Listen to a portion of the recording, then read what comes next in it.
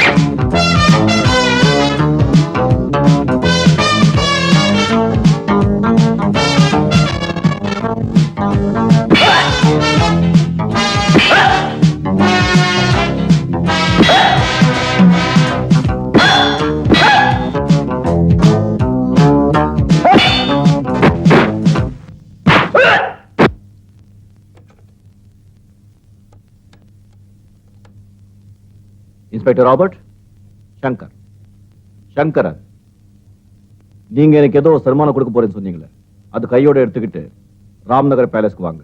உங்களுக்காக ஒரு பெரிய சன்மானம் காத்துக்கிட்டு இருக்கு. சங்கர் நம்மாலேயே போலீஸ்ல மாட்டி விட்டானா? டேய் சங்கர், வித்த கத்து கொடுத்தவன் கிட்டயே விளையாட்டு காட்டுறியா? உன்னை என்ன செய்யறன்னு பாரு. அண்ணே, எங்களுக்கு எல்லாம் வேலை இல்ல. நம்ம பக்கத்துல நவீன வசதியோட புது புது கேரேஜ் திறந்திருக்காங்க. நாம பழைய மிஷினையும் டூல்ஸையும் வச்சிருந்தா கஸ்டமர்ஸ் எப்படி நம்ம கேரேஜுக்கு வருவாங்க? கொஞ்சம் கொஞ்சமா பணம் சேர்த்ததுக்கு அப்புறம் நம்மளே புது மிஷின்லாம் வாங்கலாம். வர வருமானம் நம்ம செலவுக்கே பத்தல, எங்க மிச்சம் பிடிக்கிறது? நம்ம கேரேஜ் மாடலை மாத்த ₹1,00,000 ஆகும். எங்க போறது? நான் தர்றேன். இதுல ₹2,00,000 இருக்கு. இதை எடுத்துக்கிட்டு புது மிஷின்ஸ் எல்லாம் வாங்குங்க. தொழில் அமோகமா நடக்கும். இந்த உதவியை நாங்க மறக்க மாட்டோம். இதை நாங்க கடனா வாங்குறோம். வேண்டாம் ராஜு, அதை வாங்காதீங்க. அது எப்படிப்பட்ட திருட்டு பணமோ? அப்ப நாளைக்கு போலீஸ் விசாரணை வந்தா நம்ம எல்லாம் போய் கம்பி அண்ணணும். அப்படி விசாரணை வந்தா நான் பாத்துக்கிறேன், கவலைப்படாதீங்க. இது நான் உழைச்சு சம்பாதிச்ச பணம். உழைச்சா? எப்படிப்பட்ட உழைப்பு? கோவில் உண்டி வந்து சேர பணம் எல்லாம் எப்படி வந்ததுன்னு கேள்வி கேட்டா எந்த உண்டியும் நிரம்பாது. நான் முந்தி மாதிரி இல்ல, ரொம்ப மாறிட்டேன். ஆமா கிருஷ்ணா, சங்கர் முன்ன மாதிரி இல்ல, திருந்திட்டாரு. அப்படிங்களா? என்ன மன்னிச்சிருங்க சார். வாங்கலாமா? வாங்கிக்கங்க. தேங்க்யூ. அதோட நானும் உங்க கூட சேர்ந்து வேலை செய்யலாம்னு இருக்கேன். பரவாயில்லையா? ஓ, உங்க சம்மதம் என் சம்மதம். அண்ணே, ஐயோ என்னது? புது கராஜ் திறக்கிறோம். அது உங்க கையால தான் வந்து திறக்கணும். நானா? ஆமா நீ. நான் பொறுப்பா இருந்ததுக்கும் அந்த கராஜ் இவ்வளவு தூரம் வளர்ந்ததுக்கும் உங்க ஆசீர்வாதம் தான் காரணம். அதனால நீங்க வந்து உங்க கையால அதை திறந்து வைக்கிறீங்க. எனக்கு ரொம்ப சந்தோஷமா இருக்கு ராஜு. உங்க அண்ணனோட ஆசையை நிறைவேற்றி அவர் ஆத்மாவை சாந்தி அடைய வச்சுட்டேன். நான் வரேன்.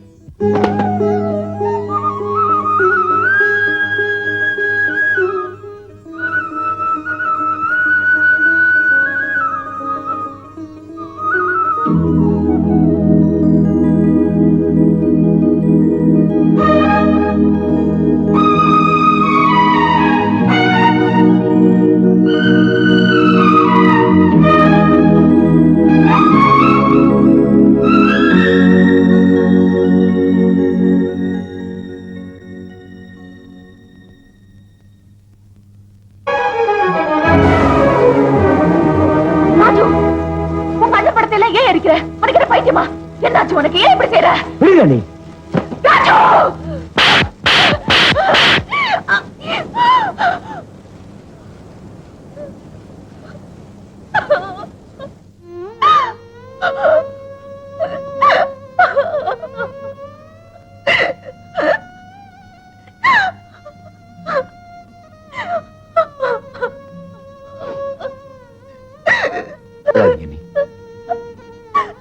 அண்ணி, அண்ணனுக்கே இந்த கையால தீ வச்சேன்.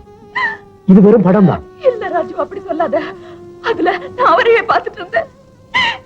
அதனாலதான் நீ அதை எரிச்ச. அண்ணனோட நினைவு உங்க மனசுல இருக்கிற வரைக்கும் நீங்க உங்க கல்யாணத்துக்கு சம்மதிக்க மாட்டீங்க.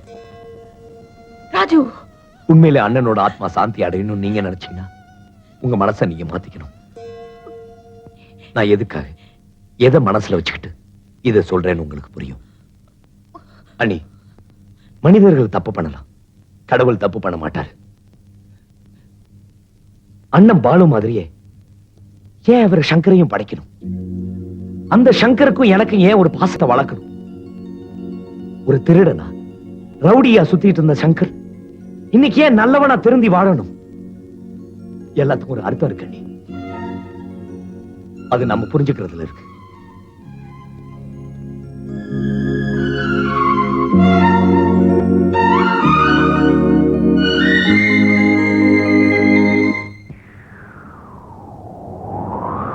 மதுரை தேகின்றது தேகின்றது பொன்மாலை நிலா, தேயாதது நம் ஆசை நிலா. இதடி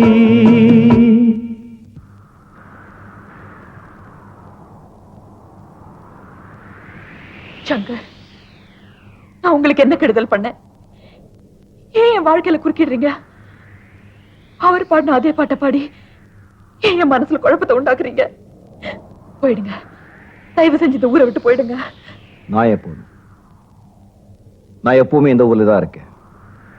நீங்க தான் இந்த ஊருக்கு புதுசா வந்திருக்கீங்க. என் மனசுல சலனம் இல்ல, குழப்பம் இல்ல. நீங்க தான் உண்மையை நேரில் சந்திக்க தைரியம் இல்லாம குழம்பிட்டு இருக்கீங்க.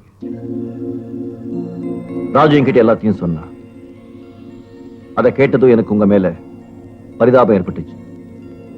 அந்த பரிதாபம் கருணையா மாறி அன்பா வளர்ந்து இப்போ காதலா மாறி இருக்கு. கருணை, அன்பு, காதல் இதெல்லாம் இயல்பா வருது. அதை கேட்டு வாங்க முடியாது. நீங்க பட்டமரமா நிக்கிற வரைக்கும் ராஜு தனக்குன்னு ஒரு வாழ்க்கை அமைச்சுக்கவே மாட்டான். ப்ரொஃபசர் பாலு சாகும்போது ராஜு கிட்ட ஒரு சத்தியத்தை வாங்கி இருந்திருக்காரு.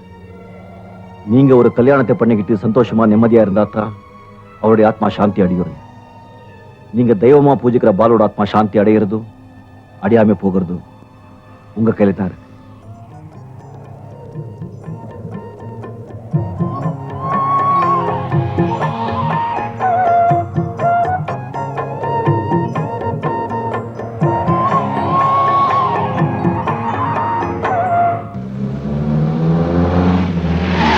சங்கர், பாஸ் உடனே உங்களை போன்ல பேச சொன்னாரு. சுமதி சம்பந்தப்பட்டது முக்கியமான விஷயமா.